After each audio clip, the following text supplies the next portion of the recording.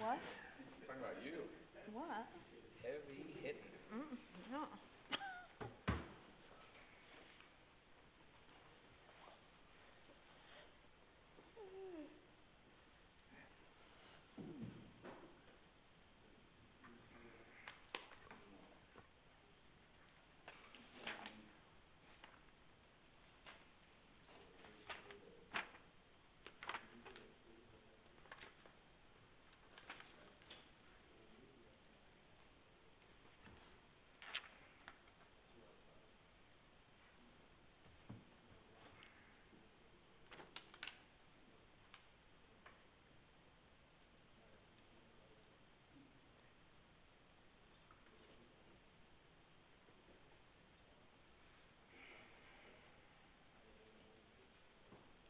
No attorney, huh? I don't know.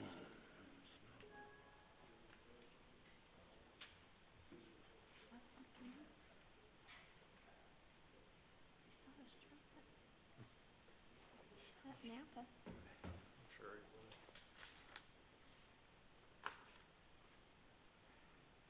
Dan, will you be presenting, doesn't look like you'll be presenting the proposed changes to the fence code before the public hearing? That remains to be seen. I can. We don't have a special agenda item. Okay. Callie, you want me to turn the heater up? Oh. You want me to turn the heater up? Only if you need it. Could you do that every meeting? Some meetings you don't have to turn the heat up anymore because they're outrageous. Yeah. Metaphorically. Yeah. There aren't so many heaters anymore. Meantime, Dean gets fired up. Yeah.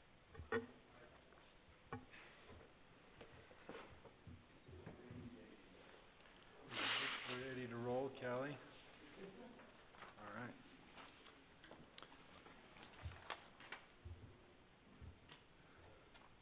We'll call the meeting to order for the Planning and Zoning Commission for Wednesday, October 15th, 2025. Is there any conflicts with today's agenda items? I have none. All right, we'll move to approval of the minutes from September 17th, 2025. Any comments or changes? Or I had a question, I think. Let me find the darn things here.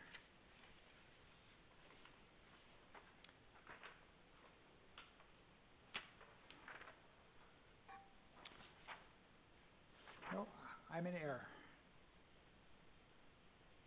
I didn't see anything out of the ordinary. I make a motion to approve the minutes from September 17th, 2025. I second it. all in favor? Aye? Aye. All right. We'll move into a public hearing regarding the modifications to the fencing code requirements. Dan, you want to give just a brief introduction before we ask for public comment? Yep. So we have, we've been talking about this, of course, in our prior meetings. And I understand that we don't have a lot of public here. It's hard to know who's online. But essentially what we're looking to do, and we have had available for the public to inspect, is some proposed fencing code modifications, some added definitions. We decided to add the definitions of non-obscuring fence, side-obscuring fence, and opaque/high screen fence. We're making a modification to the RV park code that refers to screening, and what we're doing is we're just pointing that code to our updated fencing code, because there was a conflict, not a conflict. One said one thing and the other said the other. It's kind of the definition of a conflict. It just was it was vague as to which would apply if you were in an RV park. Should the commercial apply, or should only the RV park? And since they were different, it was weird. So we're updating that so that it refers to the section that is the, commercial, fences to be required in certain areas. We defined, I think, better what exactly it needs to happen when you have commercial versus residential, commercial or industrial versus residential, and who is required to make those improvements. And specifically, the way it's written is, I'm gonna put in my own words, last one to build. The person in front of the city with a land use, application, if the condition exists that requires a fence, then the person who is applying would be the one that does it. So if you're building next to raw land, it is not the zone that matters, it is the use of the land that matters. So if you are building a commercial project next to a housing development, it's already in housing, it's already in residential use, then you're required to put the fence in. If a residential developer is putting in a subdivision next to a commercial project that's already in that commercial use, then the person doing the residential subdivision would be required to put it in. That was vague before. That was one of the things we didn't like, the vagueness of it. And we talked about a little bit the difference in the different types of fences, in changes in density, and the fence heights made them all consistent. So it's a 6 foot, it's greater than 6 foot, less than 8 foot, but the minimum is a 6 foot. And then lastly, we talked about conditional uses of, in a commercial development within a residential neighborhood, that the opaque high screen masonry fence shall be constructed. We said, though, that, however, fencing of lower standard may be permitted by written mutual agreement between adjoining property owners. Said agreement shall be submitted to the Planning Commission for approval. That's the way we decided to go about fixing that. So, really, we're just kind of cleaning up our code and making it consistent to itself and easier to understand who's required to do it, what they're required to do, and when. That's my little summary. Great. Do we need to make a motion to open the public hearing, Kelly? Okay. Yeah. Make a motion to open the public hearing? Second. All in favor? Aye. Aye. Aye. All right, consider the public hearing open at 6:05 PM.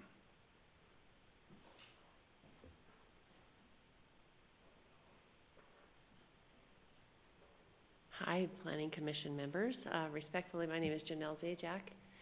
I have been concerned for a long time about the city's code with regard to commercial touching residential.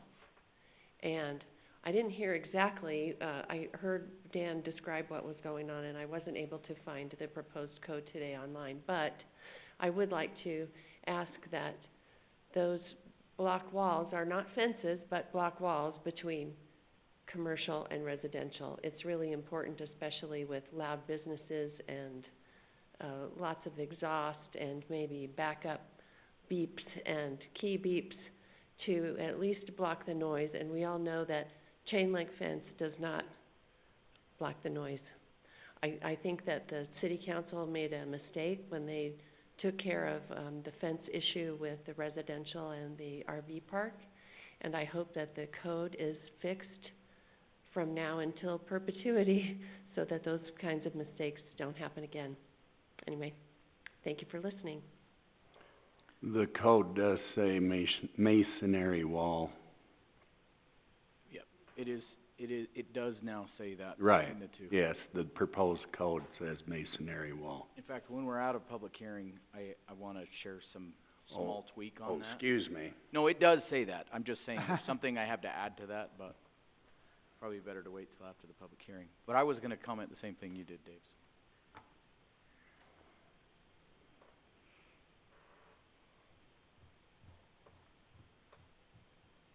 Wait. All good? Make Motion to Oh, close the public. make a motion to close the public hearing. Second. All in favor? Aye. Consider the public hearing closed at 6:07 PM. All right, we'll move into, discussion and possible recommendation for the fencing code. Okay, I'm gonna take over the screen here. And to continue that discussion,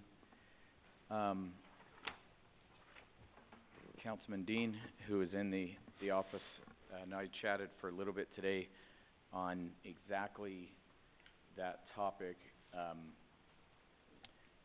and he, it's okay if I paraphrase you, right, John? Okay, he said that he was wondering why it says masonry in one area and not in the other, and is that inconsistent, and things like that. The way we have it done right now, in our definitions, now, definitions have weight as far as how they apply to land use, for sure. Sometimes everything comes down to the definition. We try to have the code portion itself describe what needs to happen, and the definition clarifies what words mean, right? In the area where it says fences to be required in certain areas, we talk about between commercial, industrial, and residential, the construction of a minimum of 6-foot high opaque, high screen masonry wall.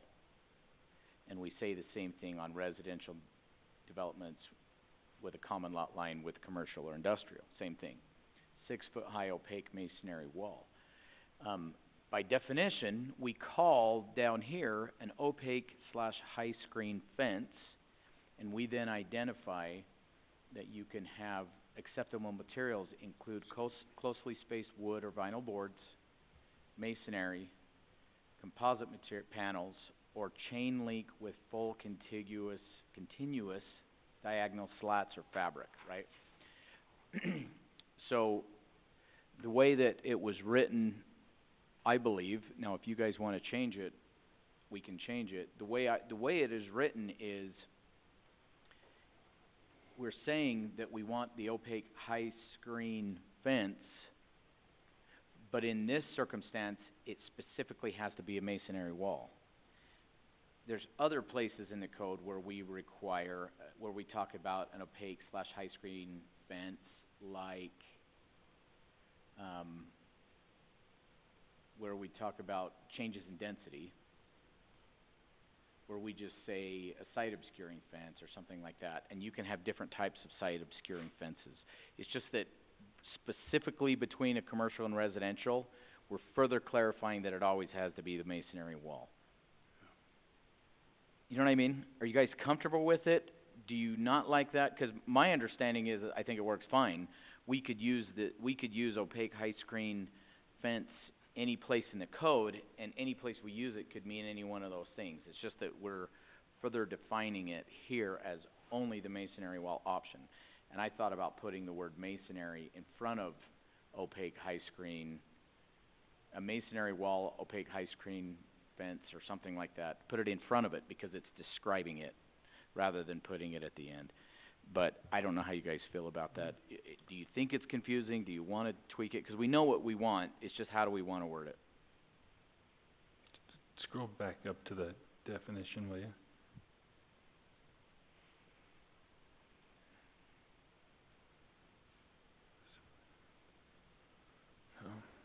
I read it as it's a specific, the way we have it written down there, it'd be specifically a masonry wall that meets the less than or equal to 5% open, block visibility.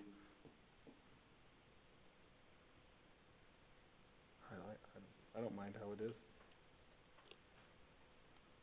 Would you put the word masonry in front of opaque high screen? Or would you just leave it as it is? Opaque / high screen masonry wall to be installed? I think it's fine after. I don't think it matters, Okay. as long as the word masonry is in the sentence. The question or the concern was, is somebody going to go read up in the definition and say, I'm able to use these materials? And I would say, no, Down in the code where it's describing what you have to do, it uses the word masonry wall only. It doesn't say any type of opaque high screen fence, it specifically says opaque high screen masonry wall.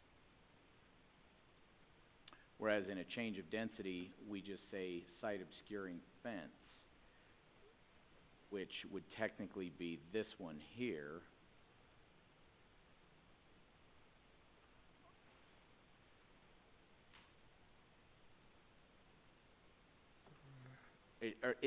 And maybe if this is, if the only place we're ever gonna use opaque high screen fence is when we want a wall, we leave it there, we take the other options out of here?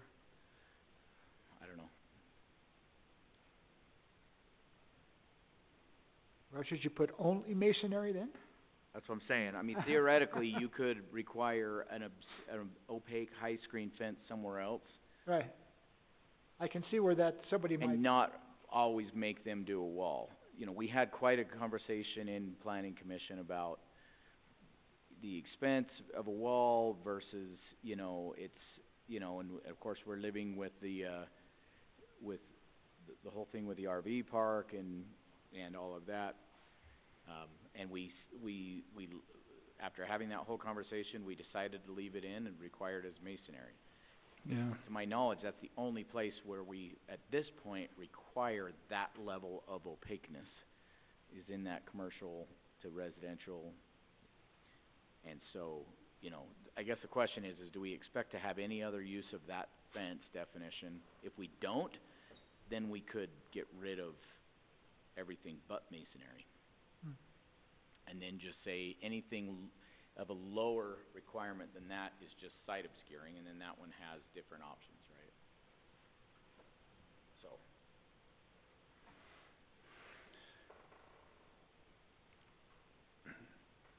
I'm torn. I think it's fine how it is.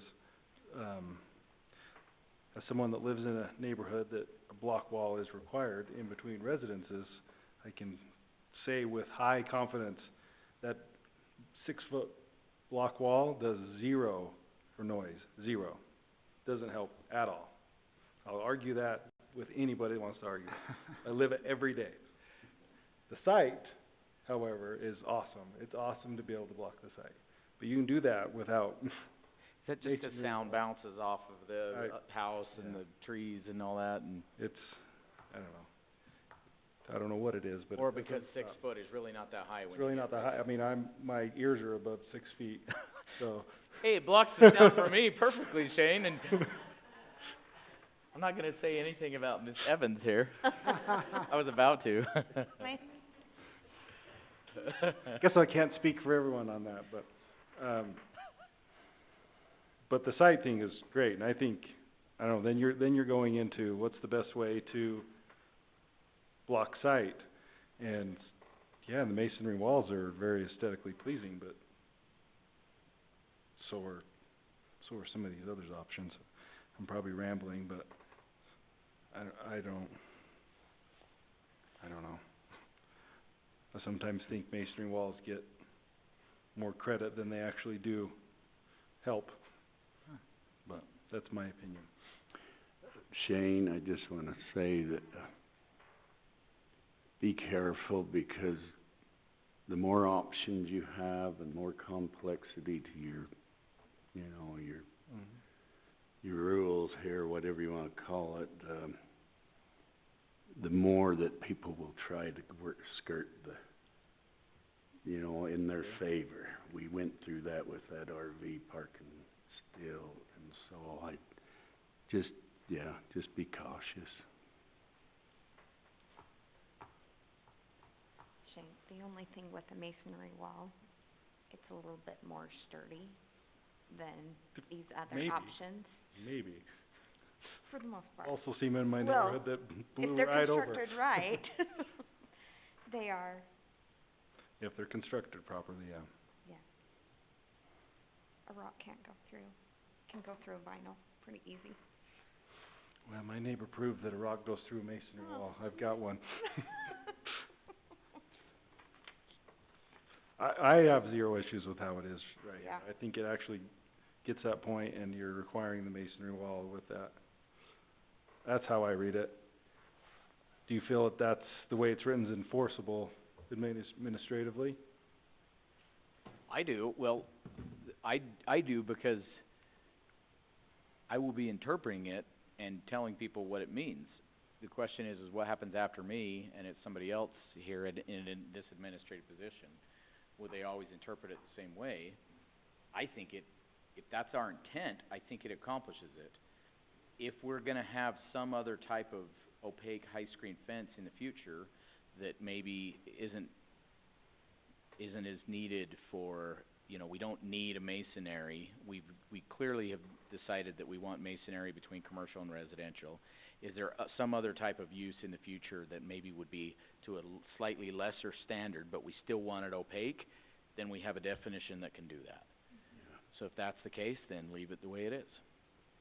I don't have any problem interpreting this. In fact, I'm really happy with our wording of commercial versus residential, what's required, and who is required to build it. I love that we finally have some clarity on that with this code. Because we're about ready to run into a bunch of these Yeah. coming up. When you get past this, I'd just like to make a comment.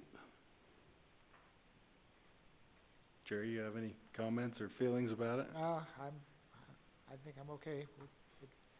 As long as it's worded where there's gonna be least conflict as possible, I would think. And I think we're okay. It's all about people, how they interpret things, and as Dave suggested, how they try to skirt around Yeah. the No pun. code. Dave, did you need to say something? Well, when you get kinda past this. Okay. Any other comments on the changes? Go ahead then. Okay, I just wanna make a comment on the idea, I get it, as far as the last in time, and the responsibility. It says, to be installed by the developer at the time of land use application. We know that we're addressing the commercial versus residential use is the problem. Well, my question, I'm just gonna pose this. You have a commercial venture that's, builds, does whatever, develops, and then next to them, there is nothing. But then, so they're not required to put that wall up. But then somebody comes and builds a home, not a development, just an individual resident, builds a home or something. Now they're required to put that wall up. And it's the commercial use that has triggered the need for that block wall. And I'm just gonna say that, I've constructed probably more fences, or had more fences, miles of them, than anybody. And there's always two sides to a fence. So whenever we've done that, it's always a participating, agreement. I'm just wondering if there was some way that we could have a cooperative agreement where, maybe they're commercial, there's nobody there, but then when somebody comes, then they have to put it up, or vice versa, Split the that they cost. have to split it. I think that's the most fair, if there's some way to do that. Well, you're assuming the burden is on the commercial. And I know that's one way to look at it.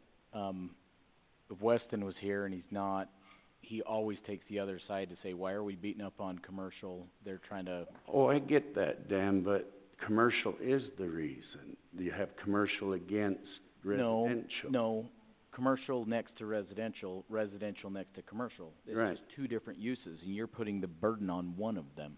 That's why I said split it. The problem is how do you split it when only one party is in front of you with a land use requirement? I guess when it's triggered, when that need is triggered. If there's nothing there, but then when something comes, then you would have to, it'd be triggered. So then they'd have to, But my point is Split it. this, Said your name. you're requiring somebody to effectively come up with cash at a random time when they're not ready to well, build. and you're doing that with an individual, 'cause an individual doesn't have supposedly the capacity of a revenue generating source like a business. And so you're asking them to come up with that and adding that to the cost of their, I'm talking about individuals. I'm really not talking about a development as a, subdivision type. But an individual, that adds cost to the construction of their home. I'm just saying the most fair way, every fence I've dealt with, you have two sides of that fence.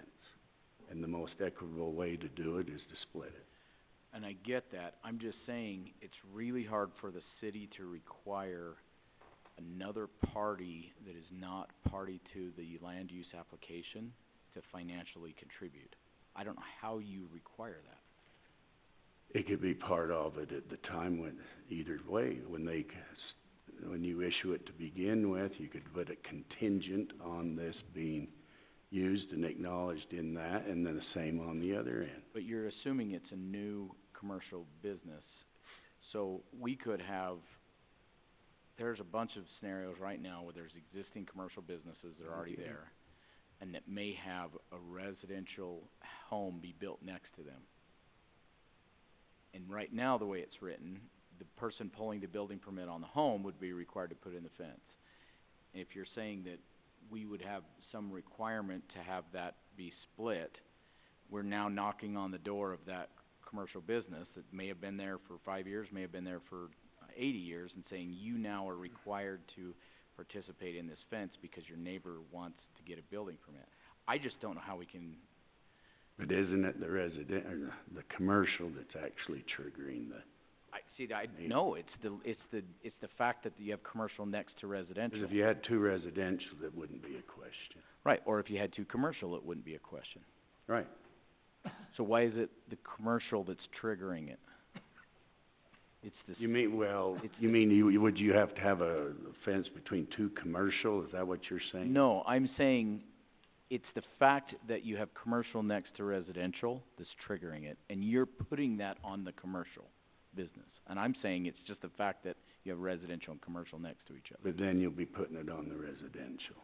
You're So putting it either on way. whoever's getting a building permit, Right. and they know that as they're asking for the land use application. Well, I just wanna bring it up because I think that it is, to make it actually fair, if you wanna say if there is anything, that there is such thing as fair, that should be split, because that's the way I've always done a fence, and that's all I'm gonna say. Well, and I'm not getting into fairness, 'cause I believe fairness is a consideration that A, the city council is gonna decide, and B, the planning commission, while it's making law or recommending code, I think you guys need to decide what fair is. What I'm saying is, administratively, I don't know how the city can require somebody who's not in front of the city for a land use application to pay for something. I don't know if legally we can require it. That's what I'm getting at. And because the benefit is to the residential property being built, you would assume then that he would opt into having to pay for it, or saying, well, never mind, I don't care. Or this property is too expensive to develop, because one of the things about developing this property is I have to put in a fence. I'm just saying you're choosing the side of that person, and I get it. I totally get your equity argument. I'm not choosing to make comment on the fairness of it, because it's one way of looking at it. All I'm saying is administratively, I don't know how the city can enforce somebody who's non-party to the land use application to have to improve the property. That's what I just don't know how we would do it. Maybe it's a legal question we could ask Scott, but I just don't know how we could do it. Yeah, that's what I think should happen, okay? The only experience I have that is with pioneering agreements. Are you familiar with those? So, and it typically has to do with infrastructure, but it usually has to do with going in. So someone puts it in at first, so they would put in the fence, for example, or the water line or the sewer line, and then they enter a pioneering agreement with the city that's recorded against the properties that benefited, in addition to theirs. And there has to be a time horizon, I wanna say 10 years is the longest, and then if anyone comes in to develop those properties in that term, they have to reimburse their portion of that cost when that would require someone to put it in upfront. Yeah, no, we have the same thing, we call ours a line extension agreement or a Extension reimbursement agreement. But you're right, that assumes somebody is building something that somebody else later is taking advantage. Mhm. So you could have, if somebody's required to put in, but that assumes that's actually assumes the opposite of Yeah. our scenario. Right. When somebody first builds, you make them put in the fence, and later you have somebody split the cost and reimburse them. But in this case, it's last to builds it. So that wouldn't really apply to this. Yeah. That's the only thing that came to mind that was even close to one of those agreements that I've seen.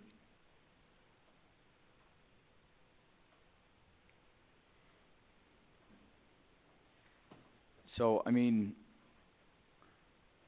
we've discussed it, we put it down on words, we've had a public hearing. The planning commission can modify it. If you modify it to a large degree, we probably ought to have a second public hearing.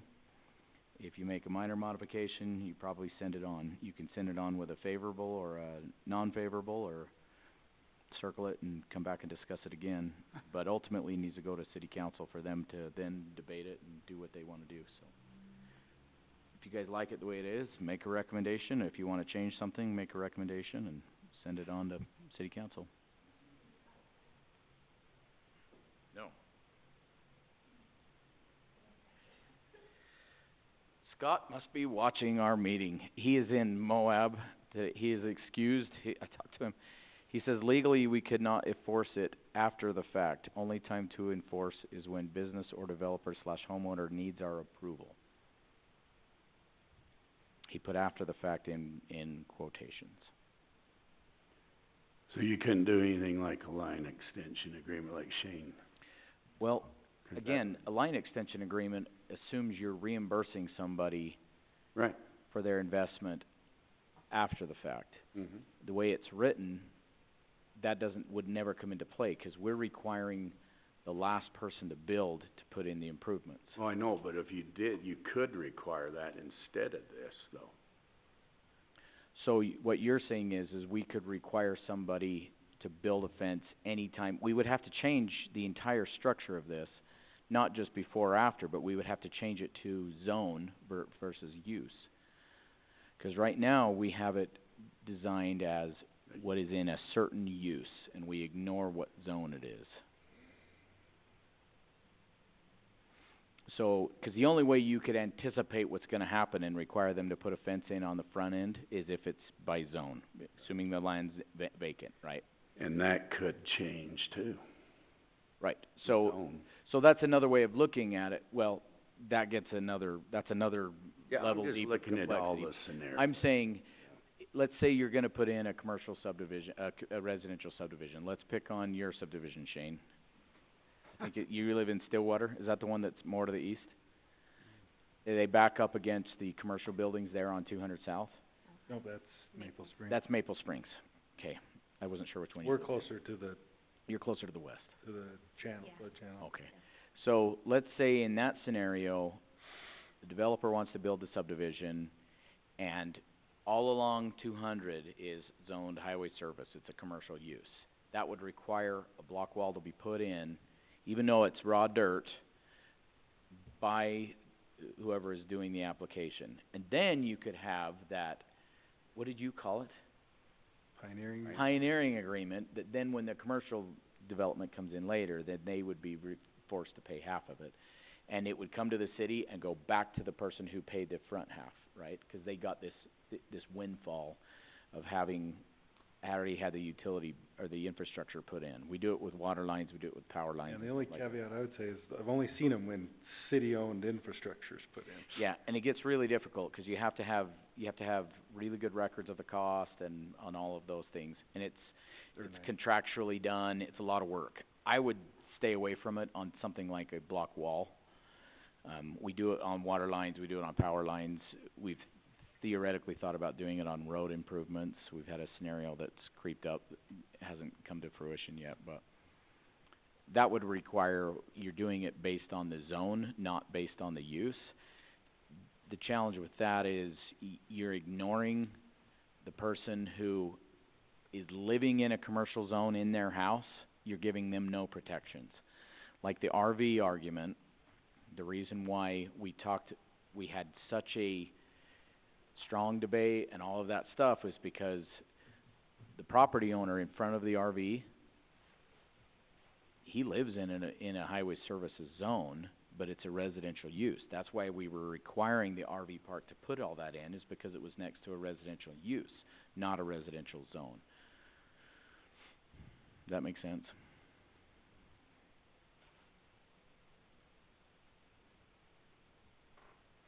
Welcome, Weston. Hey, how you doing? Do you have any comments on this? On what was already proposed? I think businesses are people too, and they don't necessarily have extra money in their pockets either. And so, let's not act like businesses are just okay with having a block wall spring up out of nowhere.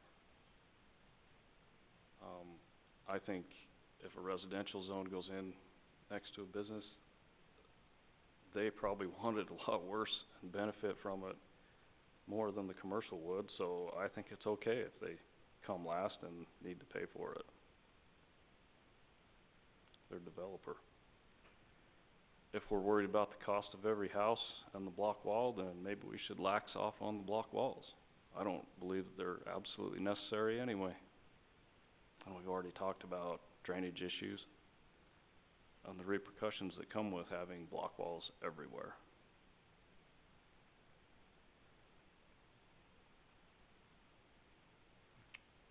That's how I feel about it. Thank you.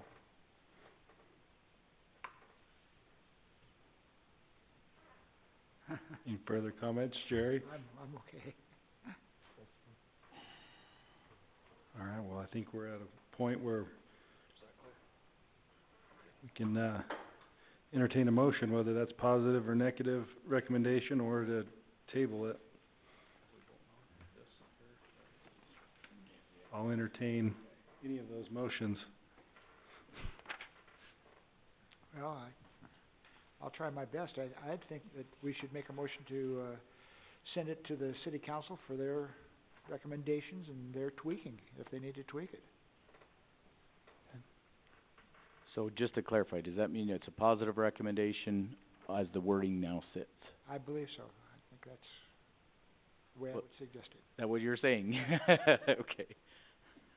All right, wanna put words in your mouth. Okay. all right, we got a motion on the table. I second it. Any further discussion? Call for the vote. Aye. Aye. Aye. Nay. All right, ayes have it.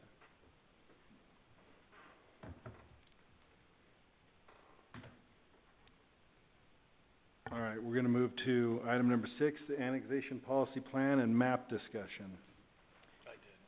Okay, so this is an equally tricky one to navigate. If you will remember, we talked about it last time. We went through the process of how to adopt an annexation policy plan. The state code is rather vague as to how to amend a policy plan, annexation policy plan. We are currently operating under the assumption that to adopt a new one over the top of the old one, we would follow the process in state code to adopt a policy plan. I do know that the legislature is looking at this. They're looking at the process to how to modify it, and potentially they're gonna look at the process of essentially, potentially forcing a city to let somebody annex if your policy plan includes an area. that's got everybody kind of worked up and worried, and we'll see what happens, but we won't know until after the legislature gets into it. So, we have an old policy plan. It's quite old. The city council wanted to review it, sent it to the planning commission to look at it, make a recommendation. The planning commission has to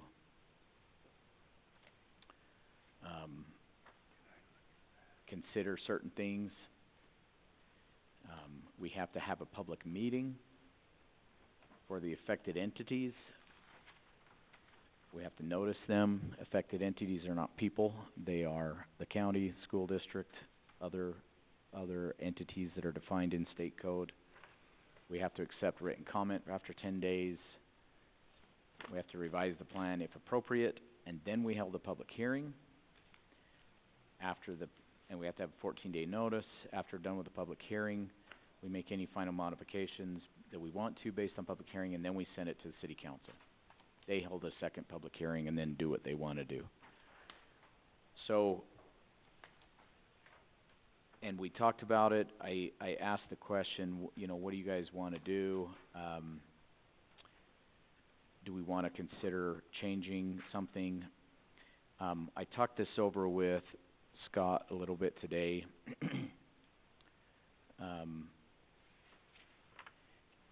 Normally, the planning commission is going to make recommendations based on technical considerations.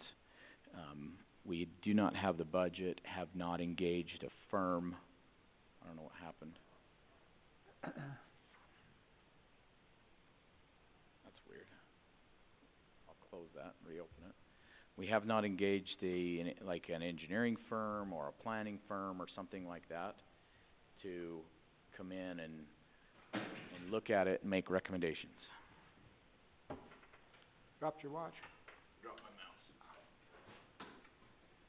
So, the only things from an administrative, technical standpoint that the planning commission would look at. We're not looking at it from a policy standpoint or for lack of a better words, a political standpoint of how we're trying to steer the city.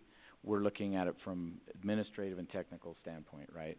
The only things that we could really consider, given what information we have, is where we have utilities and where we might have a challenge with putting utilities based on city staff knowledge and recommendations, and I'm certainly willing to lead a conversation on that if we would like.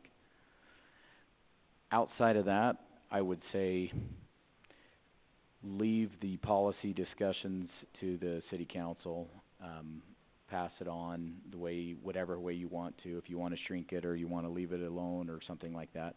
And ultimately the city council can direct that side of the conversation. So, in other words, what I'm saying is whatever you guys want to do, that's fine. However you want to go about it, that's fine. I can certainly lead a discussion about utilities and that. Outside of that, it's the city council wanting to look at it. Scott and my recommendation both is let them look at it from those considerations, and you guys look at it from any other considerations you want.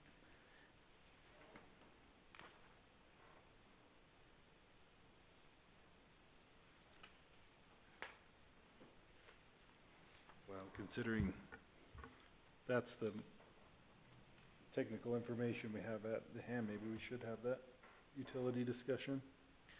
Should we do that real quick? Yeah. Okay. I'm going to pull up in front of us this is what we call our utility viewer. This shows our power, sewer, and water, different types of water, GIS information.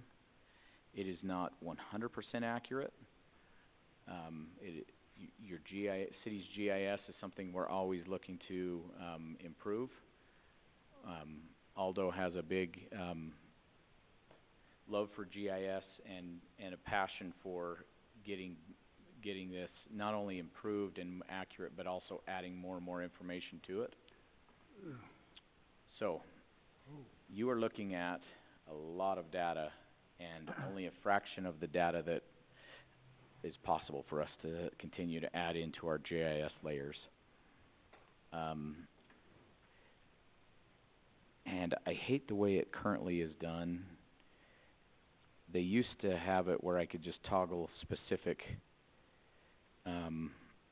power, sewer, and water on and off. But now I have to go through and select all the different types of power, sewer, and water. So, real quick, we're going to look at only sewer. I look at it with my trained eye, and I recognize all the different symbols and colors, and I can tell you what we're looking at. But for you, it's a little different. So let's have a discussion about sewer. First of all, what we're looking at is the different sewer lines that are in the city. These little yellow flower indicators are manholes. You're going to have to keep in your mind roughly the current city boundaries. For purposes of this conversation, let's consider I-15, generally speaking, as a boundary.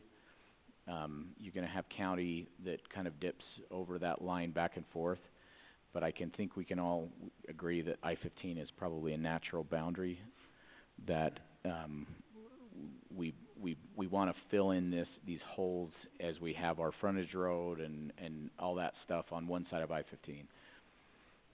The other side of I-15 is definitely more questionable as we get out into all this farmland, right?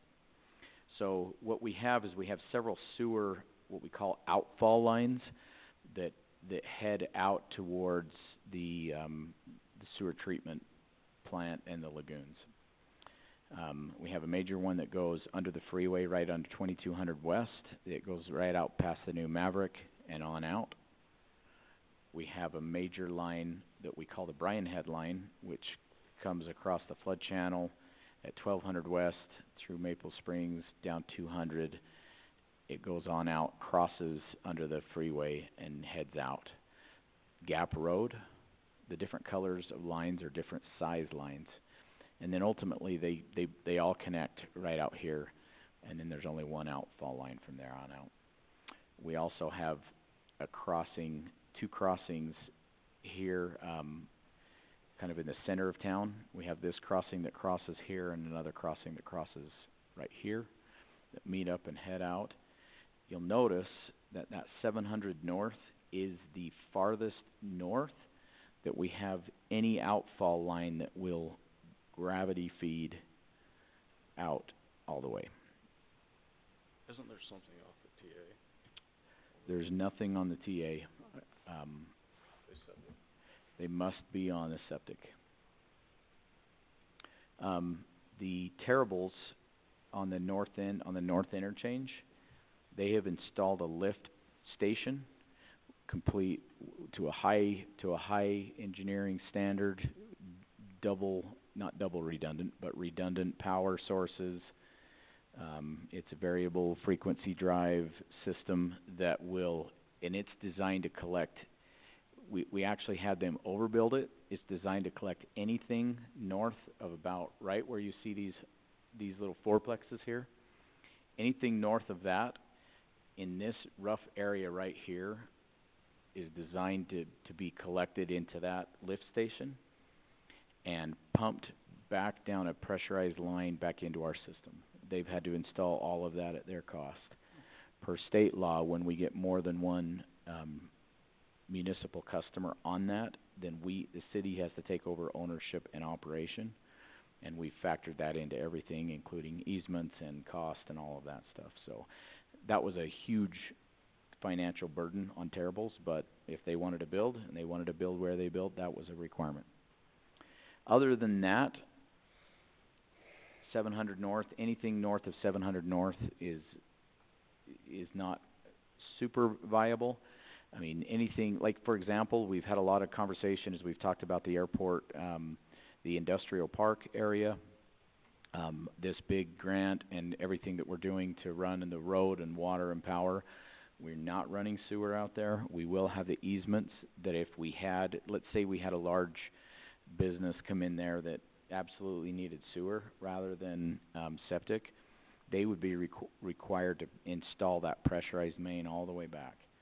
But that's a very expensive project, and I think it's probably low likelihood. In order to go out with a new outfall line, like down Cane Springs Road, you're talking miles and miles of sewer main. You're talking a very, very expensive project to get it all the way out that way. So I don't really see that being a thing. So, as we talk about annexation, real quick, let's talk about the east side of town, right? As you all know, we annexed, 200 acres, 170 of it was Meisner. There's a reason there's been this natural boundary, that the city has not grown east past that, and that's because of the sewer question. Parowan sits on what's called an alluvial fan, which means, the elevation concentric circles look like these circles like this. And there's this natural boundary right about here. Anything west of that can gravity flow back into our sewer system. Anything east of that can't. So your only options, as Dave Burton well knows, is a septic. Dave's house is on a septic, this house is on a septic, and this house is on a septic. So it was one of the considerations as we were talking about Meisner and we were talking about annexation.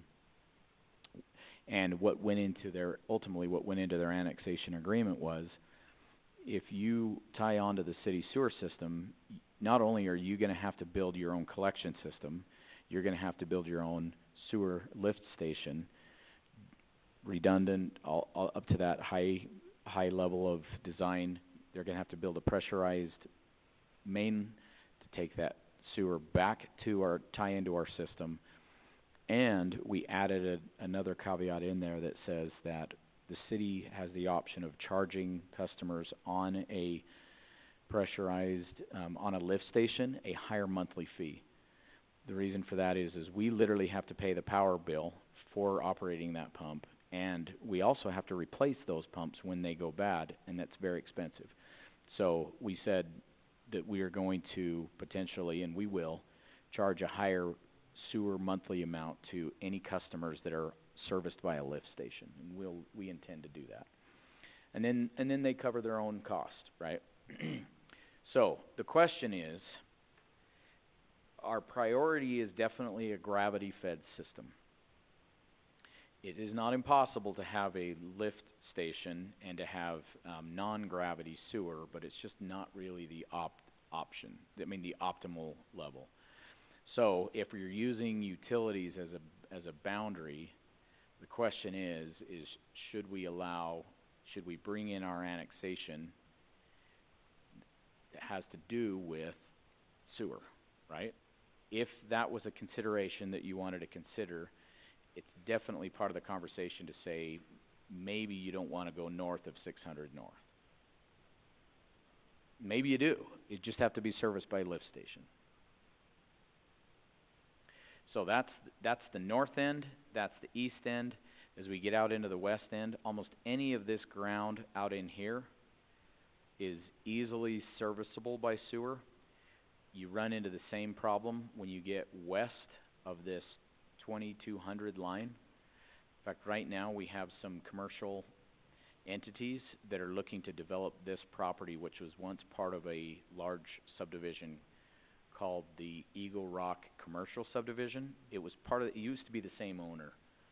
And they actually built sewer lines back in through this dirt that comes back to this sewer lift station. That sewer lift station is currently owned and operated by Eagle Rock Homeowners Association. They pay for it. The city doesn't pay for it. We don't pay to maintain it. We don't pay the power cost. But it's a PUD. Part of that requirement was that we didn't take any ownership of it. We allowed them to build, but that was because they were going to keep their ownership and maintenance of that. But any property that doesn't build right next to the road, essentially, because you have to be able to gravity feed out to these manholes, is on the wrong side of that road. And they either have to be a large enough property that it's just a septic system, or if they're going to need any sort of development, they have to do a lift station, right? So that would kind of apply for anything west of this line because of the nature of the alluvial fan and gravity being this direction. So, that's the conversation from a sewer perspective. If you wanted to set some sort of boundaries based on sewer, that's how you do it. Any other questions or before I move on to water? So think 2200 west and think 600 north. I don't know why I said 700 north, it's 600.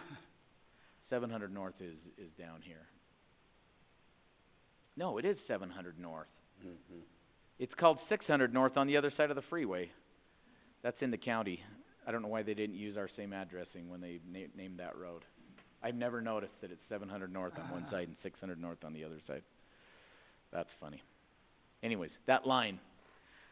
Okay, I'm going to move on to water. Well, Dan, on the east, maybe I ought to mention that on the other side of Meisner's, that was just annexed, that's the same situation. Right. But we've effectively, with the Meisner annexation, solved that problem for this area right here. We haven't solved that problem for anything out here. I recently had a conversation with a landowner out here that wondered about developing. In this general area, I don't want to out them. They're in the city limits. They're not an annexation. They're in the city limits. And I said, you got a real uphill battle. Because for one, you got to figure out sewer. For two, you're going to have to get water and loop it. For three, you're going to have to get access. You have a challenge with that road not being a public road, or being a public road. The landowners and the county disagree on it, and multiple access points for fire and all that stuff. So it gets very expensive to develop out here, other than what you see, which are these large 5-acre lot type things where they have their own well and their own septic system, right? But as far as any sort of density, it's really hard to do. It's not impossible, it's just hard. Well, wouldn't you say, when you say you've solved that, that's just for the Meisner? Yeah, we've solved it for the Meisner. Just the Meisner? Just the Meisner. Yeah. No, yep, we're on the same page. Okay, I'm going to move on to water. Let's see, I only have to do the ones that have...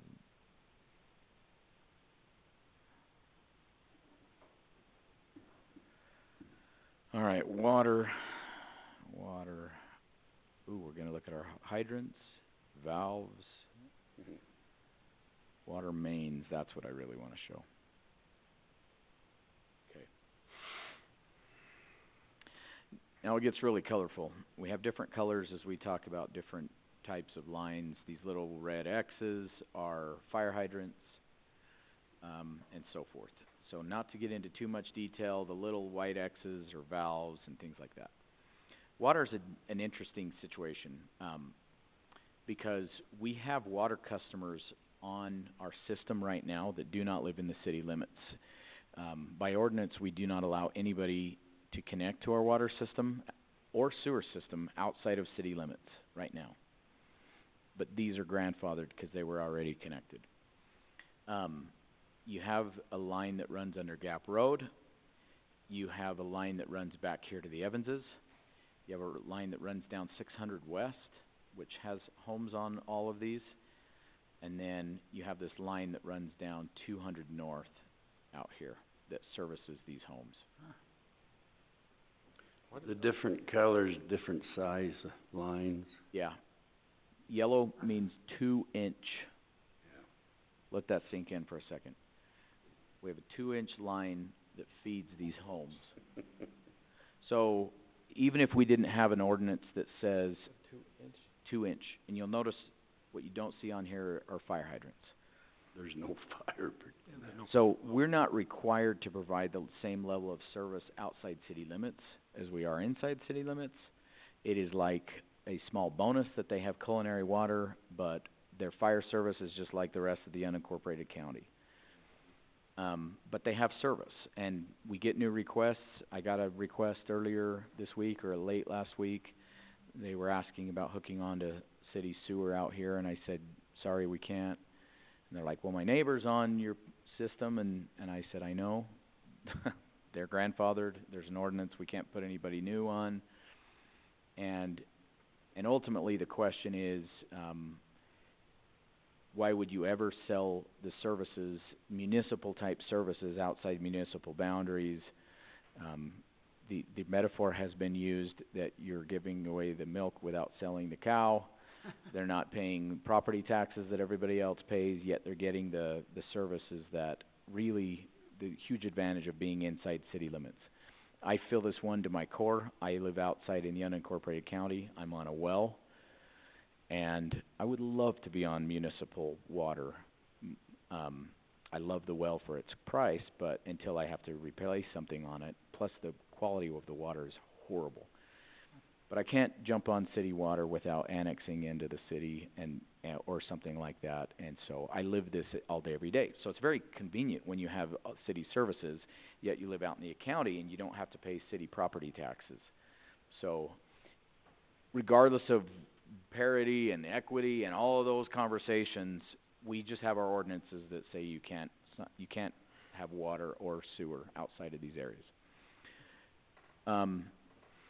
But we are already providing service out here, and we can't cut them off. I mean, we can, per the Utah Constitution, in times of shortage, you can actually, you're required to prioritize your own citizens, the city is, versus non-citizens that are outside city limits. By definition, we're selling them surplus water, and in the event of some shortage, we no longer have surplus, and we were required to prioritize our own citizens. Now, the day that ever comes and we actually turn somebody off their water, I'm sure we would have lawsuits, and it would be ugly, and it would be whatever. So we don't really ever want to entertain doing that. But by the same token, we don't have the priority of upgrading them to the city standard of an 8-inch main and fire hydrants and all of that. My thought is we probably ought to can include these areas in our annexation area, knowing that if at any time they want to upgrade, pay the cost, and join the city and get the higher level of service, fire hydrants included, then that makes sense. But that's kind of a policy decision. One thing I can say, and this isn't updated yet in our GIS, we have now extended to the Maverick. By the way, this commercial property is annexed, and the Maverick property, along with a lot to the north of it, is annexed. So the city boundaries now come on this side of the freeway. If you remember, we had a sewer line that ran right down there, and we now have a 12-inch water line, which has now been added at a very high cost by Maverick under the freeway. My thought is, it makes a lot of sense to eventually loop our water, at least at a minimum, down 200 north back to under Gap Road and tie it into this 18-inch line that's here. From a fire flow standpoint, from a circulation standpoint, it makes sense to me that we would at a minimum loop that line. I don't know about this out here, 600 West, Gap Road to the extent that it is. We do have a water line that feeds the TA. That's really the conversation from a water standpoint. We're planning on extending the water main out around the airport as a part of this project. And back to the Meisner conversation on the east side of the city, that will all be looped through as well. We don't have gravity problems with water because it's a pressurized forced main. Like we could pump water out here if we wanted. You can literally put water almost anywhere. Where you get into some natural boundaries or where you go higher than your own water tanks, because that's where you build head pressure from. But we don't really have hardly any potential annexable area above our water tanks because they're on the mountain and that's where BLM is. So really the question is how far to the west, how far to the north do we want to allow growth to happen per our water system constraints? Water is a lot more forgiving than sewer as far as technicalities. Now it has its own problems with pressure zones and PRVs and all kinds of things like that, but they're a lot easier to design too because you're not dealing with gravity. Questions, Dan? The annexation boundary does not require the upgrading of infrastructure, but the annexation itself does, doesn't it? Well, If you were to, whenever you annex. depends on our annexation agreement. Okay. One of the ideas that I've heard recently floated by people considering changing the code at the state level is that if a developer that's not currently in the city wants to annex, as long as they're willing to commit to build the infrastructure, the city would have to let them.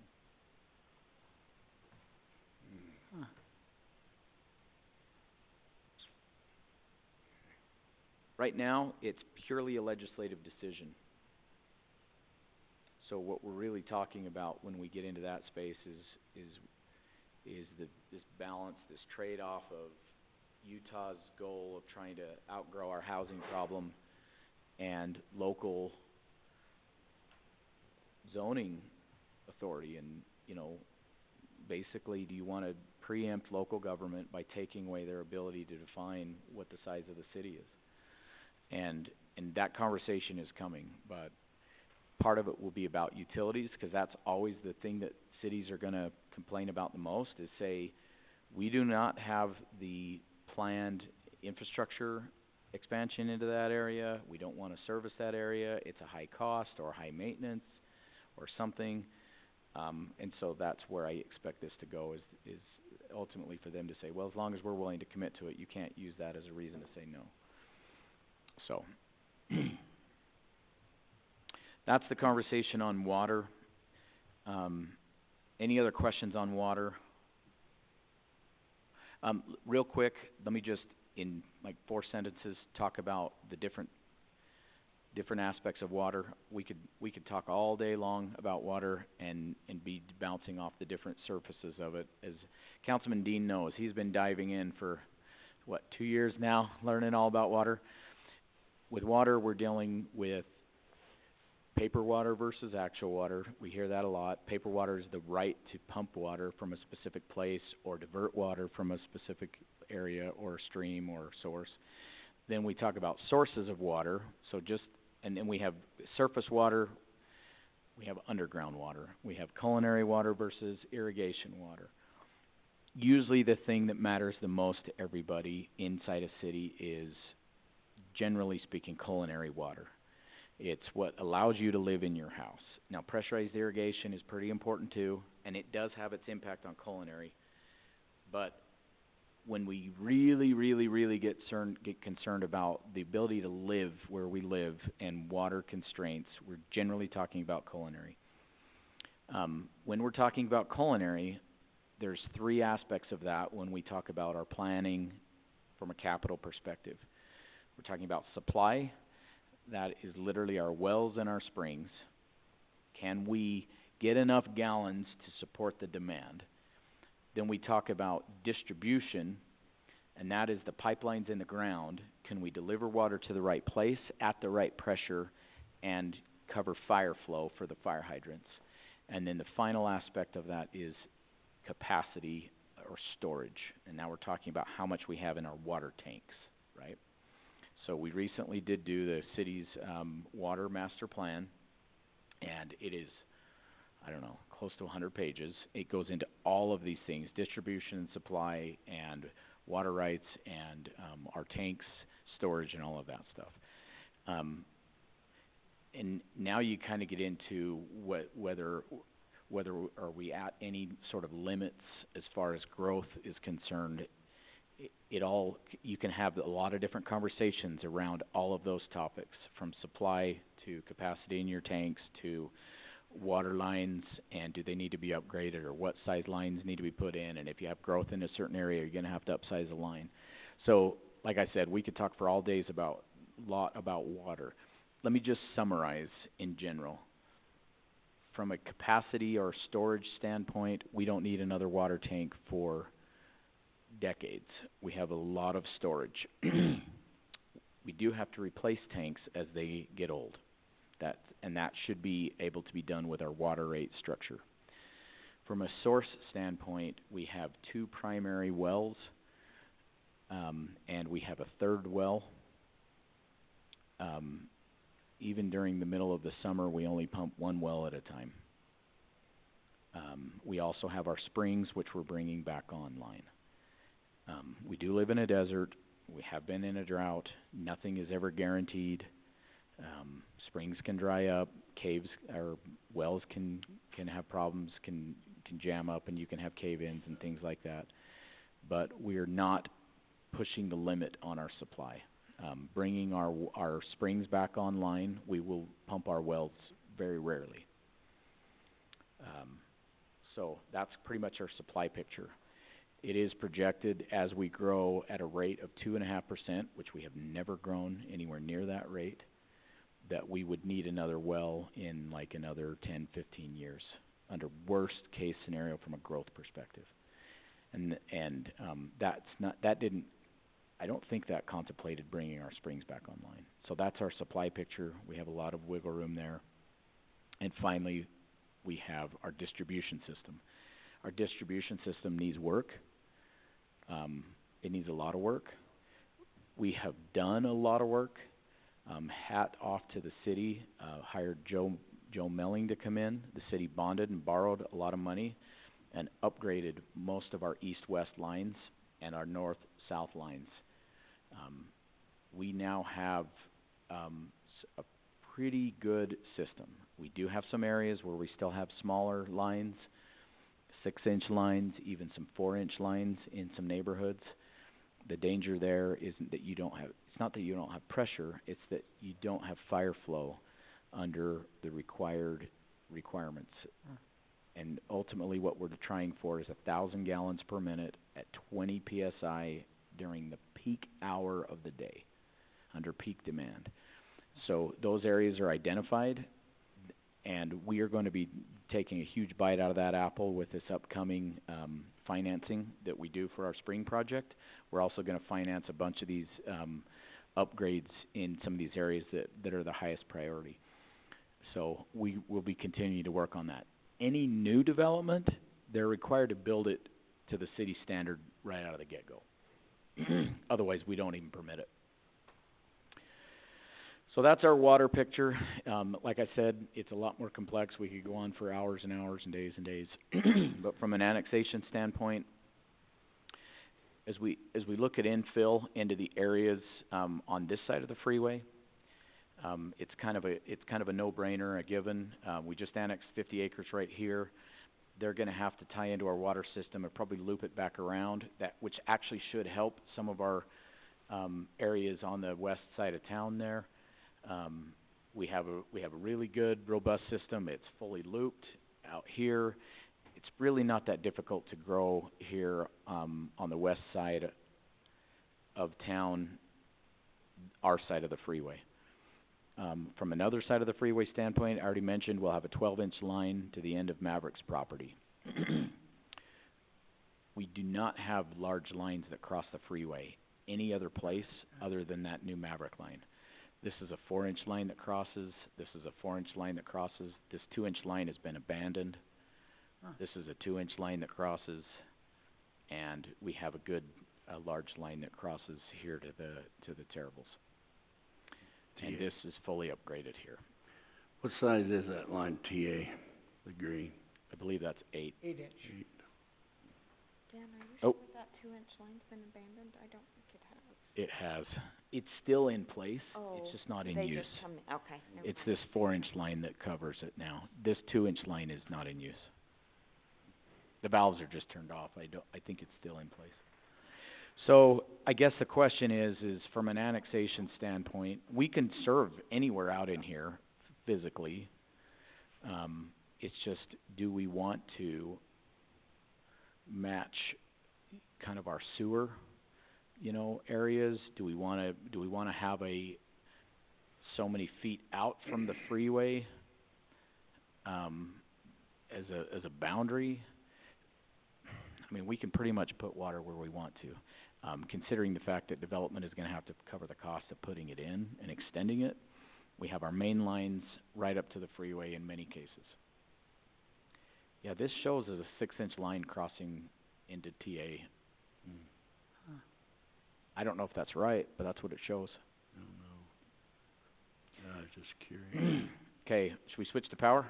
I think that exceeded 4 words or 4 sentences. I know it. I try to be concise.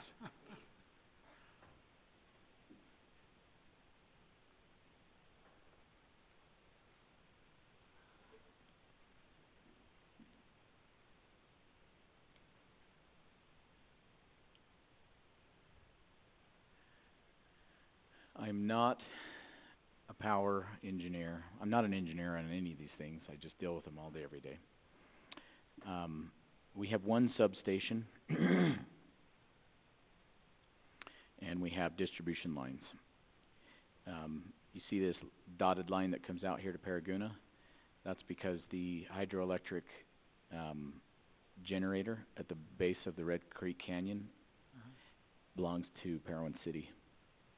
And so we generate power off of the irrigators' water and give them their water back there, which they put in this reservoir, and we have the power that comes back to Parowan City.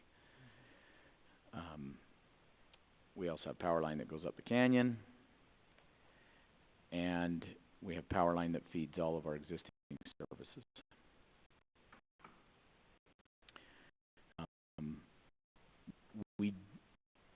They have installed power under the freeway in conduits that were put in when our sewer line was put in. And so there is power to the Maverick. Dan, didn't the city just take over that power line out TA? We acquired an overhead power line that crosses the freeway right here down by the north interchange. The line itself was junk. What we were after was the easement, because when TA was permitted, we didn't have any infrastructure over there. So even though it's in the city, even though we're selling them power, we were basically wholesaling them power through Rocky Mountain. Kind of ironic that the roles were kind of reversed a little bit there. But now we have a line that goes across. So we're feeding them with our own power, and we've upgraded that line across the freeway. I'm not sure how this shows that we have power. I don't know. We have underground. If it goes underground, I have no idea how that power gets. Never come up. Oh, snow is coming. So we do have power infrastructure, kind of in around the similar areas that we have water infrastructure. I don't have any more to comment on it as far as how easy it is to build and things. I mean, generally development can build it, and generally we can serve it. Sometimes you have to upsize the supply line, and you gotta make sure it's looped and all that, for redundancy, but that's more of a Jeremy conversation. Well, a few years ago, the city bonded to do the loop, redo the loop around and upgrade it from what it was. Yeah, we put a lot of money into our system to get it where it is, and it's pretty updated, and it is very rarely ever down when it's something to do with our system. We have a great power grid.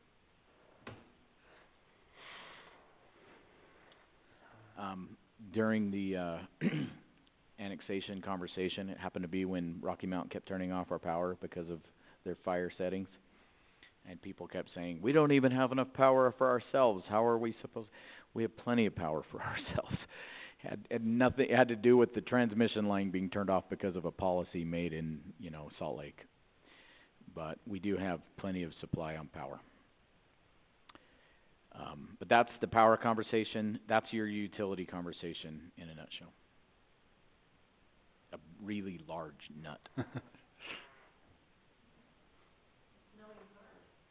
It is? Yep. Lovely.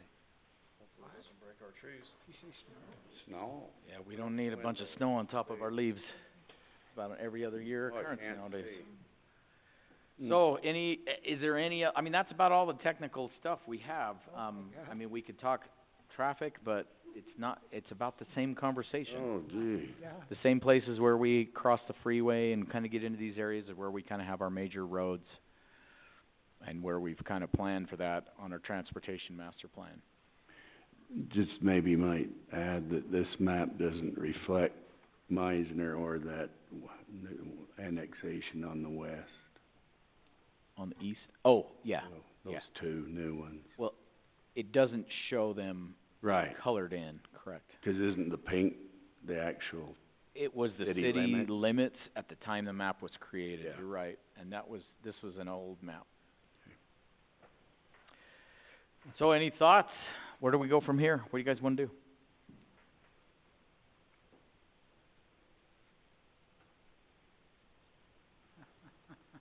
So the purple line is the current policy line, right? Yeah. Nothing in that technical discussion makes me think we should change that line.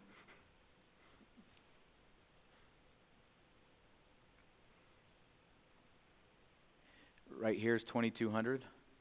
So we talked about 2200, we talked about 200 north. Talked about out here on Gap Road for a ways.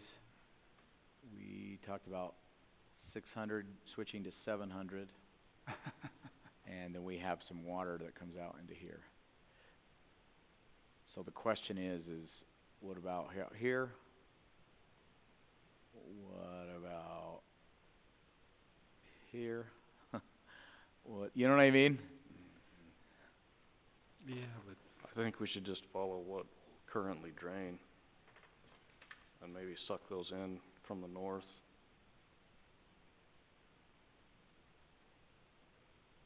And then maybe come down, is this 600? Is that our 700, their 600, right? Yes, that's correct. Our 600, their 700. So maybe it would make sense to corner it off right there. You're saying remove this? Yeah, probably, yeah. Hey, Dan? Yeah. Where is the sewer ponds now? I know where they were, but where are the sewer ponds? They don't show up on this map. They're way out here by the Little Salt Lake. They're not in city limits. So technically, all of that still drains that direction towards the lake. Sure. If you're talking about gravity feeding into that, there's All of there's that. this large swath of land that could technically gravity feed to our sewer. It's this big teardrop, right? From a sewer standpoint.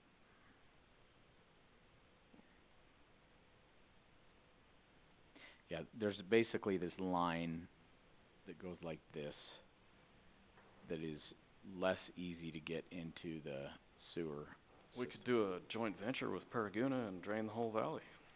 So, it's funny you mention that. There has been some conversation over the years, usually led by the county, of saying, do you wanna create a valley-wide sewer district? That's very, very commonly done. That's the way mostly it is in Salt Lake. Entities don't run their own sewer treatment. You'll have a sewer district and different cities participate, right? And we could do a sewer district, almost, like every home in Paraguna is on a septic system. They're kinda limited on their growth because of sewer, plus they also don't wanna grow. But they would have to build an outfall line that would go all the way down that road to get into our sewer system. But then theoretically, the rest of the valley here, from Summit all the way down, if it was a sewer district, it could kinda serve the whole valley. Right now, it only services Bryan Head and Parowan, and we own it, and it's our system. And I've said to Reed, the current county planner, if you wanna consider a sewer district, obviously the city would have to choose to participate, but somebody's gonna have to reimburse the two cities for all the money they put into building what we have. you know, and certainly pay for their own access to that and expansion of it as you were to grow, so. I guess this town needs to decide how bad they wanna grow to that extent. Which it sounds like the current tone is not very bad. Do we wanna grow enough to need a valley-wide sewer, right? Correct.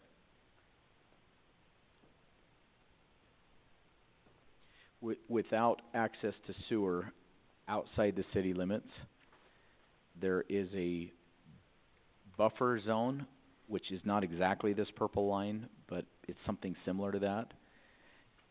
Outside of city limits, you can build on 5 acres with a septic. That's what they call zone 2.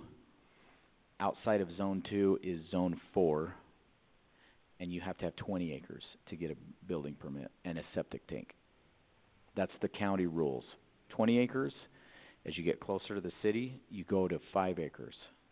That's it, give or take, that's it. Then they have a zone 3, which zone 3 doesn't really apply. Zone 3 would be an island that would be created, and they have to have their own sewer treatment. And they could do, like, you could build a large subdivision out in the county somewhere. You have to treat your own sewer. Huh. And you'd be like basically a mini township without being officially a town, and then it would be a zone 3. Outside of that, the valley is gonna stay very rural, 20-acre lots and 5-acre lots, even if they wanna subdivide, and then they could do septics. So it might be a blessing, why ruin it? We created the ordinance we did very purposefully.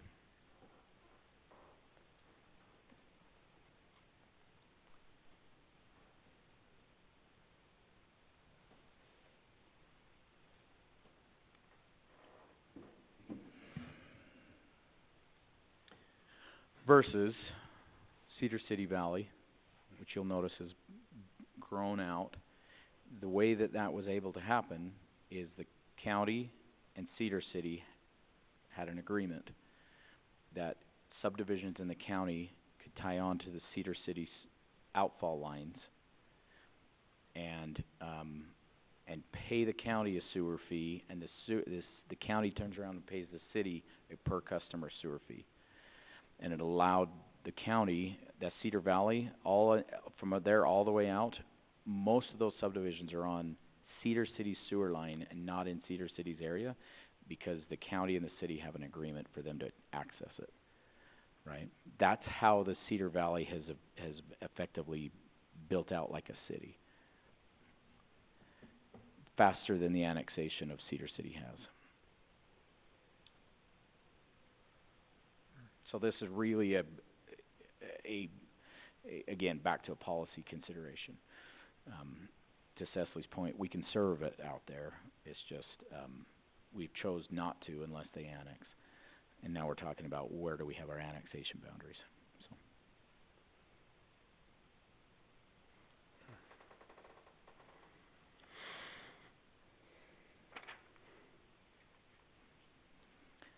You guys wanna go home and draw some lines and come back and vote on it, and then we can throw something out there to the public? Where do you wanna go? I don't think I'd draw any different lines. You think I you'd really leave it? don't. I'm with Shane. I think if people want to annex in, why are we limiting them to be able to? And if we can, and they're willing to pay to get into our lines, why are we stopping that? And why are we stopping our tax base to bring it in? Jerry, what do you feel? I think we need to continue it. It's pretty complicated and pretty complex, and, It is. you know, it's, It's a little unfair, and it's not unfair, not on purpose, for the city council to throw it to you guys when they have a reason to look at it, but that's the process is defined by law. So if you guys are comfortable with it the way it is, you know, have the hearings and send it back to the city council and let them draw the lines. Did the council give a tone on how The they feel council, about it? the council gave the following instructions, I don't remember word for word. The council wanted to consider bringing in the lines.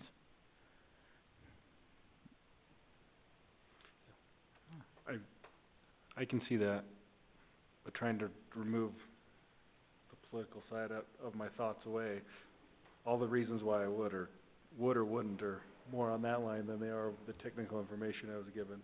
That's why I'm kinda sitting where I'm at. So, that's my thought, is leave it how it is and start the process.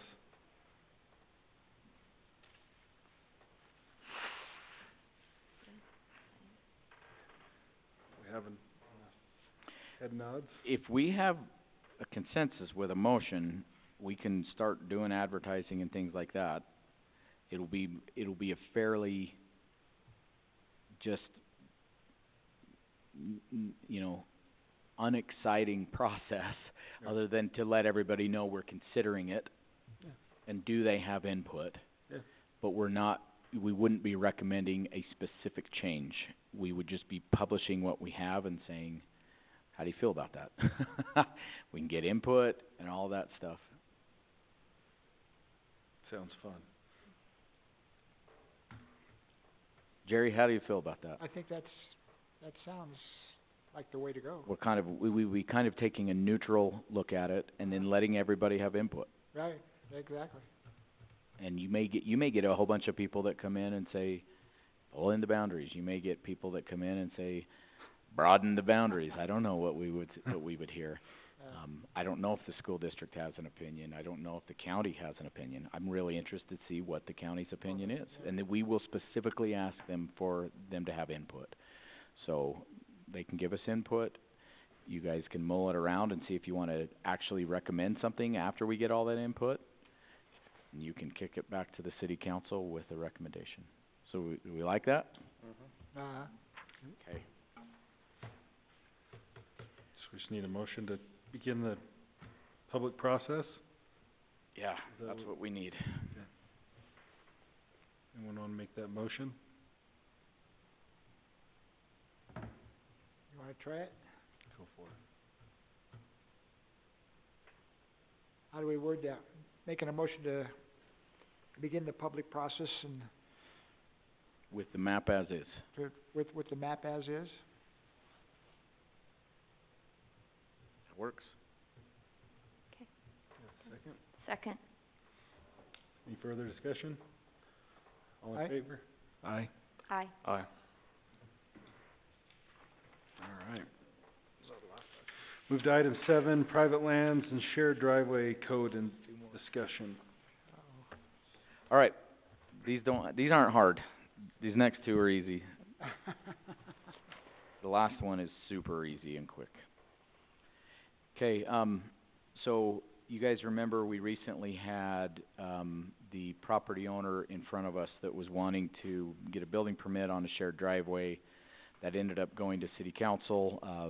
The fire chief had some input. We put some guardrails and restrictions on them that they had to develop the road. They had to take out some trees so that it was proper turnaround and things like that. The city council also, at my recommendation, wanted to have us look at the code, because our code really doesn't have hardly anything in there.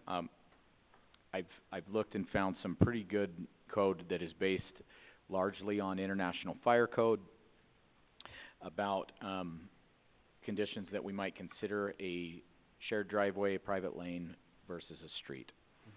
So I'll do a real quick overview, give you guys a copy of this. It's been in your packet, but give you a chance to go home and look at it and think about it. We can have another discussion next time, and if you feel comfortable, schedule a hearing.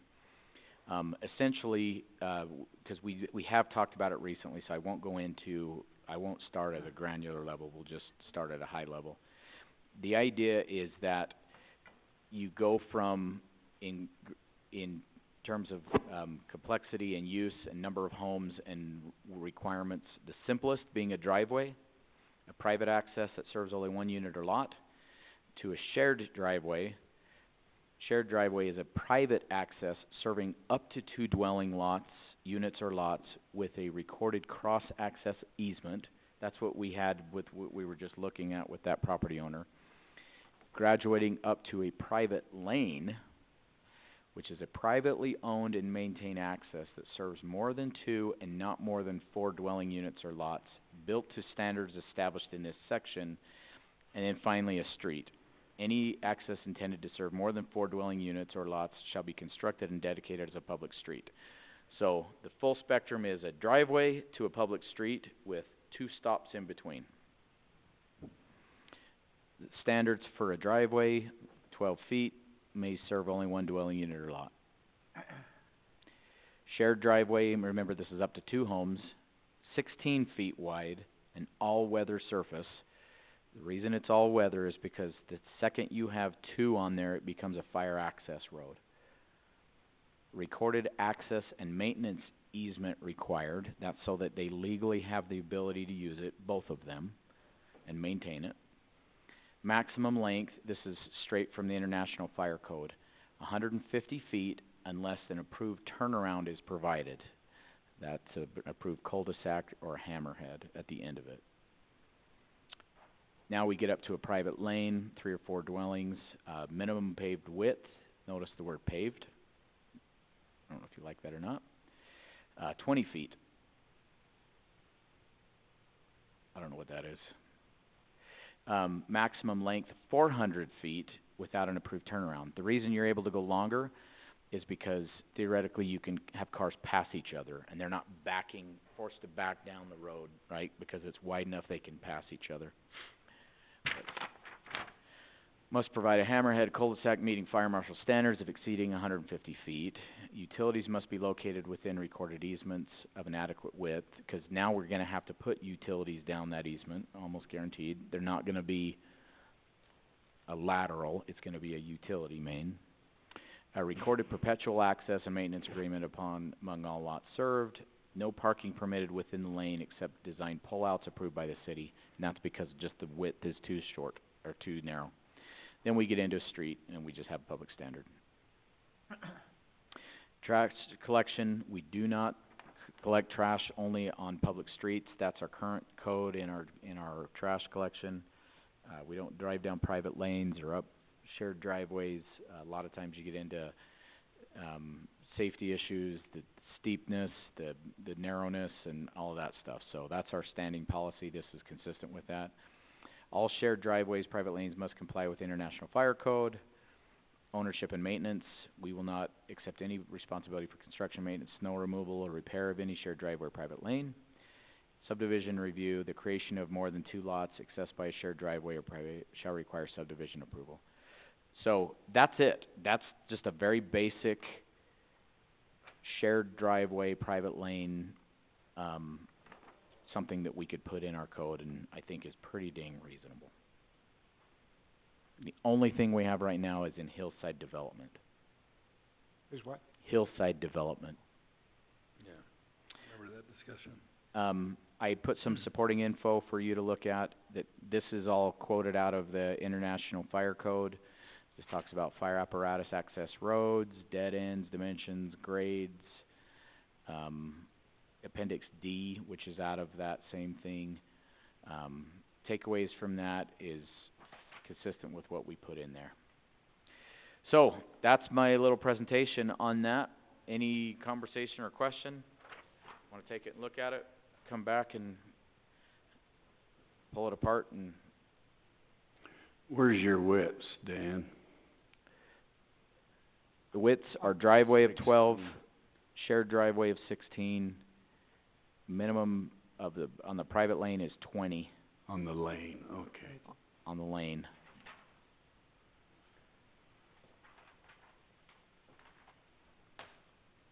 So that's that. That one we discussed recently was 17, wasn't it? It was 17 point something, Yeah.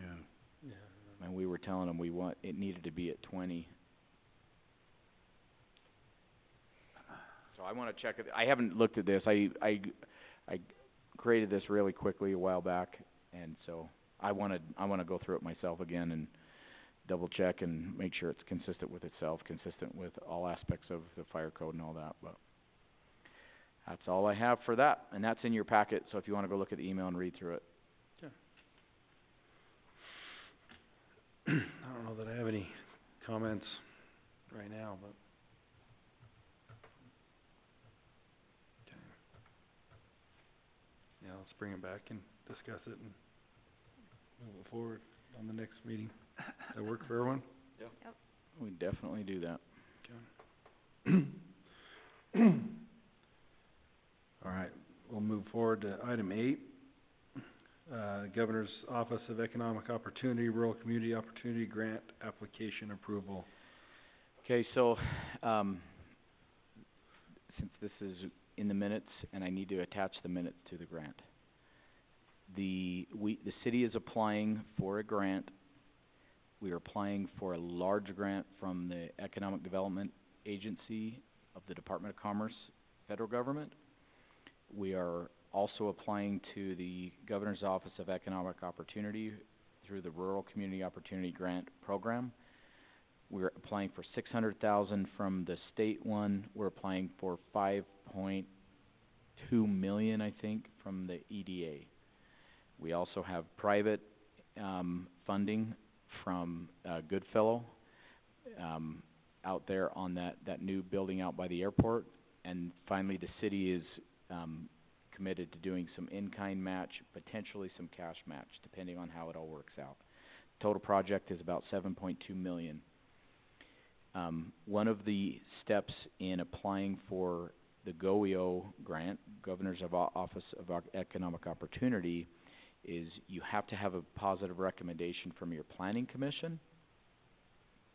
And as we understood it, if you have a formally organized economic development committee, then that would suffice.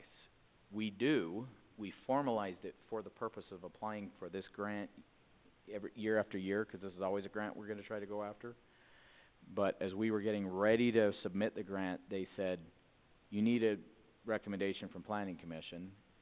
And I said, I thought the reason why we didn't is, and they says, we're just dotting our I's and crossing our T's in light of some recent grants and things that have been questioned. We just want to make sure you're fully covered.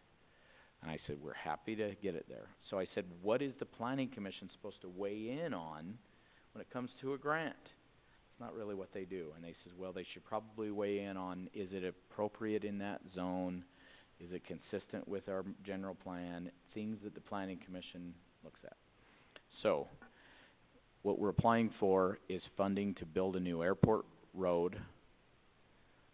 Phase 1 is what we're applying for, which would take it all the way out to the end of this property. Underground power, underground water. So it really isn't a zoning conversation other than it will support the development of the industrial park, and we're joining the inland port with our industrial park. So anything that this grant would fund would be appropriate within that zone. Everything will be within the city easements or on city property, so that is everything up to code, and it will be built up to code. So from a Planning Commission standpoint, I can't see any reason why, if this was a developer coming in, that we would not approve it. We gotta talk about sewer again. We are not running sewer. So are we doing septic? We are not doing any development of any of the properties. If Then a why property put the develops, infrastructure in? well, because they can have, so property that develop will have to be on septic, but these are large parcels. We're not going to permit something that would require sewer without making them put in sewer. But they would have to be held to the 5-acre parcel to have septic, right? That is a county requirement, not a city requirement. Oh. But inside city limits, this is what the rule is. If you are within so many feet of a city sewer line, you're required to connect. How many feet is that? How many feet total? No, what is that requirement, that distance you just spoke of? I can look it up. It's actually a state requirement. I think it's 300 feet. 300 feet. Yeah, it's not very big, it's not very long. It's a health department, health So, requirement. other than that, this is what our code off the top of my head says about that. The city zoning administrator can approve septic systems inside city limits. May approve. I have generally taken the approach as that zoning administrator that until we want to clarify that and actually put something more in rule rather than leaving it up to me, I have generally said I'll try to work with people. Obviously, if it's a development where they want to put in a bunch of units, they need to figure out sewer. We're going to require them to do sewer if it's a subdivision. If it's a single house and they cannot connect to our system because they are more than 300 feet away, I've generally approved them. I've only had one or two since I've been here. Or like one or two businesses out there. Yeah. So this business out here, that large building they put up, has a bathroom in it. They have virtually no water usage. They will have a tiny fraction of what a house would use. I mean, it's literally a toilet and a sink. So, as we've talked to developers, not developers, there's only a couple property owners. Everybody that I've talked to out there, I've said, if you're looking to build something or trying to find somebody to come in and build, they just have to understand, A, we don't want to have them be a high water user anyways, but they can't be a higher water processor because there's no sewer. Unless they want to install a very expensive septic or sewer system all the way out, we're not going to approve any business license that's going to have a high sewage into a septic tank. We're just not going to approve it. And that's what the type of businesses that we will try to recruit out there.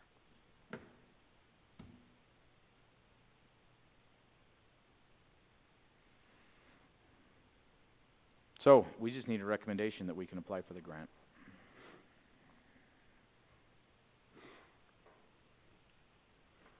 All right, who's gonna stab that motion? What are we making a motion? Yeah, for the grant, approve. Recommend it? Yeah. Okay. Make a motion to recommend it to the city council.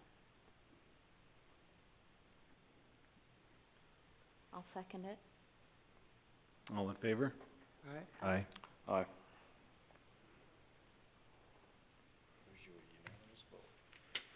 All right, we'll move to item 9 in member reports.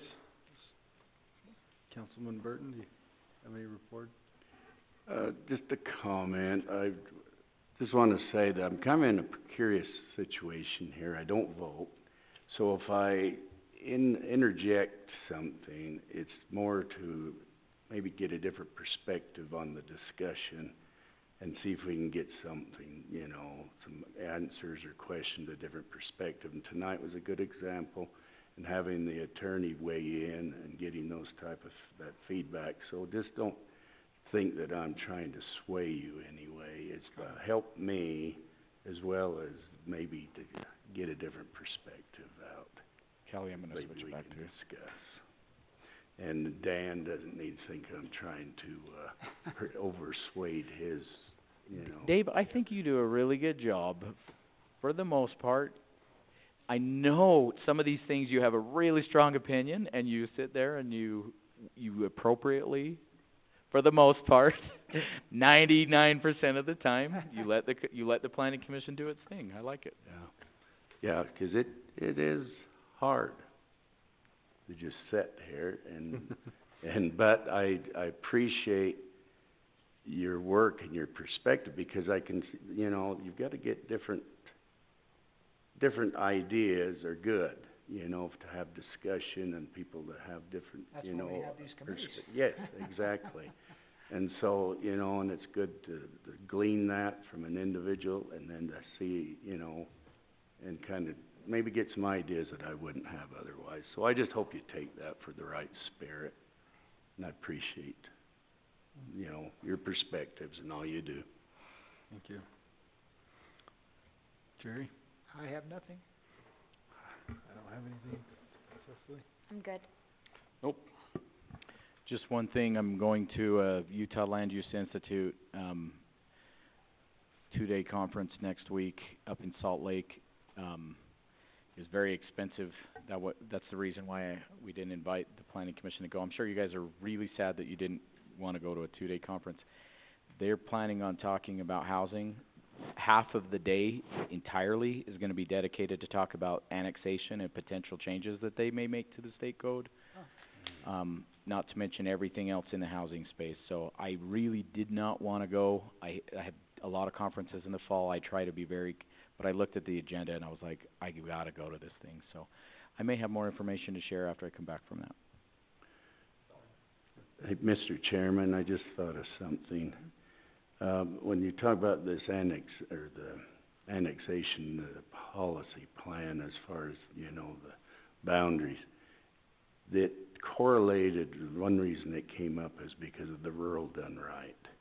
That was part of the discussion in the rural done right. And so that was, you know, part of the reason. All right, we'll move to public comment. Open public comment period. Public? The absent public. All right. With no public comment, we'll call for the final motion. I make a motion to adjourn. Second. All in favor? Aye. Aye. Not too bad. Not too bad. You must have used a little, what do you call it? Weston, you bring your shovel?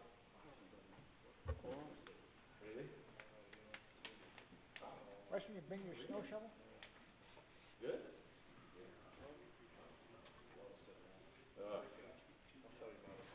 Hey, you know, the thing that drove me nuts when I first came to, out of the Union City, it drove me nuts when I went to work at Union City, and everyone, first of all, was quiet, and everybody's just sitting around talking all the time. And you're talking about stuff, and you're figuring stuff out,